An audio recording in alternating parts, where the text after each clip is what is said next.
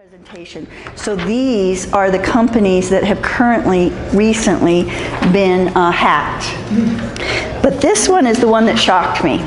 So we all are a part of the credit system, and we did not know that Equifax had been hacked. So that means each and every one of us in here has been hacked. And the thing of it is, the other astounding thing that he shared was sometimes they don't let us know till months went by. So you've had no opportunity to protect yourself. So we discussed some ways of protecting ourselves and being better able to defend our emails and so forth like that. So one of the things he did suggest is, first of all, is keeping up with our computers and making sure that as soon as you get an update, don't wait, update it right then and there, because they're the ones that are out there. They know what's coming down the pike. They see the scams, the hacking, the viruses they're putting on your computer, and that's why you're getting those updates and those patches. Do not wait, do it. And making sure you have a VPN or a good company that, the antivirus software, make sure you have that on your computer and your phones and so forth, and make sure you keep up with that.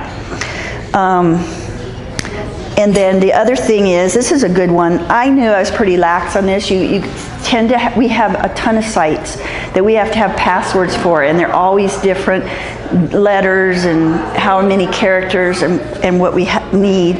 And I've written them in a book, and I don't necessarily feel comfortable yet sharing it with the one company that you can just get in there and get all your passwords, because so many people are getting hacked. I want to make sure that they're safe, because I don't want all my passwords in one place. So the book isn't quite that safe, but I do have it at home. But he did share with us making passwords very difficult to get into, but very unique. So I'm going to pass this around, and then later on, if anybody wants me to share his slides, I will. So the psychology behind his is if it's Gmail or wherever the site is coming up with a word that will help you remember the site, and then coming up with letters and numbers and symbols. So there's some simple passwords they can hack into, and they can hack in 90 seconds, so many minutes, a month. But if you do a real complicated password, if they put it into the system, it'll take them 17,000 years to figure it out. So that's how, how difficult you want to make your passwords. So I went home and started fixing my passwords up. I was coming up with things that would remind me about the site, and so that I would remember. So I've got symbols in there, I've got upper and lower case. So when I got my system at home for my internet, it had this big long word in there, and I kind of took a picture of it so I could share it with the guest I had so they could get into my internet, and I thought, oh, I should make that really simple, and I have not, and I'm glad I have it, because it's really, it'd be one of those ones that take them 17,000 years to hack. So the other thing he shared with us is phishing. So everybody's phishing, so you want to protect yourself. And the big takeaway on that one was just slow down. Don't just click. He said quit, click, click, click. Just slow down, because that's when they catch you. So you want to do that. And then a lot of his overhead that I have and I would be able to share with you is things to look for and how to protect yourself, and he had some really great sites that we could go into.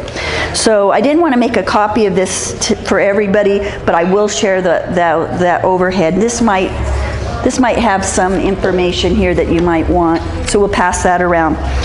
What we are experiencing in real estate is wire fraud. So what happened before they finally figured this out, and like one young couple saved $40,000, had a child, needed to buy a home, bigger home. So what the hackers were doing, they hacked into the emails. They make the emails look like it came from the title company, and they stole that information, and the young couple got the email, and they wired the $40,000, and it's gone. There is no getting it back. It goes to other countries. So we're educating ourselves to educate our clients that when you come to meet with me, I'm going to give you the phone number of the title company. You'll have the phone number of your lender in your phone. So if you get an email, it's going to look real. Don't wire anything anywhere. Make sure you call the company you're dealing with, but make sure you got where the source of the phone number or the email came from, because they're duplicating emails and the phone numbers. So you want to protect yourself against that. So they monitor our emails. The other thing too is storing your stuff in the cloud. Dropbox was, he suggested Dropbox and Google, the Google Drive, but Dropbox was hacked 9 times last year. So you want to do double authentication. So if you have files that are very sensitive with information, make sure that you kind of really protect those files. And he has some wonderful sites on that to help educate us on that. Box Sugar Sync, I've never heard of that company. I don't know how good it is, but he kind of recommended one of those. So right now I'm doing OneDrive and Google Drive, but I'm being very careful what I store there. Because I don't want my information out there. So they talked about encrypting your documents, and there's all this information here about encrypting your documents. And then there's information about your mobile devices. Then there's social engineering. So I have a Facebook page. I try not to put too much stuff on there except my real estate. I get a phone call from somebody that said that they were from the sheriff's office, and that if I didn't call them back, and I did, it was a mobile phone, but he wanted to call me back on his regular line. He was perpetrating an officer. I did call, he did work there, they said, but when the phone call came back to me, my caller ID told me it was Yavapai County Sheriff's Office, and that there was 2 warrants out for my arrest for not showing up for federal grand jury or something. I have a P.O. box, so I thought, okay, they sent it to the physical address and not to my P.O. box. So I was believing him as I was going along until he started asking for money.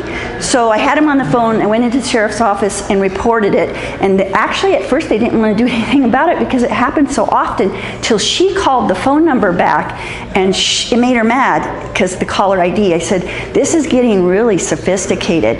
And then a week or 2 weeks later, I'm at Staples checking out, and the young man was telling me about he stopped his mom from falling for the same thing. She was on her way to the post office to send money. So it happens. I mean, it even happens to us that are used to it. So on the social media, so what I did is I went online and I took my birth date out of there. You know how everybody sends your birthday wishes? I could care less. I don't need the birthday wishes. I'd rather be safe. So it was a very educational class, and I would take it over again because it was an 8-hour class. You absorb so much and you can't get it all. And you got to stay up on it too.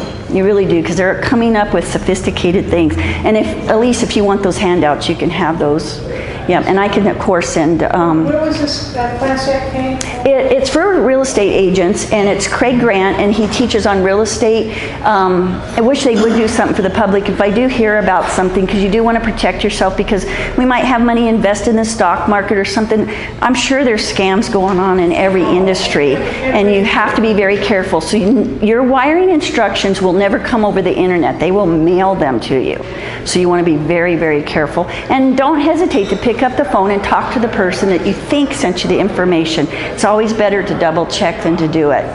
Because a hard money lender also got caught on it and sent $600,000. They were told that they were ready to go, email the information, and he did, and he got caught. And of all people, they should be the most educated. So they're hitting the title companies, the real estate agents, and the lenders. Is this mostly from overseas? Well, I'm sure they're set up everywhere. They could be next door. They're taking the money and running. There's no way of finding out who they are. Yeah, and of course we all get the emails, you know, that the spelling isn't correct, the terminology, the sentence structure, and so forth. And I've gotten 2 emails that they were going to ransom on my computer. The fun thing about this was I'm in the cloud, so no matter what they did to my computer, I could still go to another computer and pull my documents down out of the cloud and still work. So I wasn't too concerned, but I did make a phone call to Greg at Cartridge World just to double check everything and make sure I didn't get hacked, and everybody else that was in my computer, my database and so forth, wasn't hacked. So, thank you.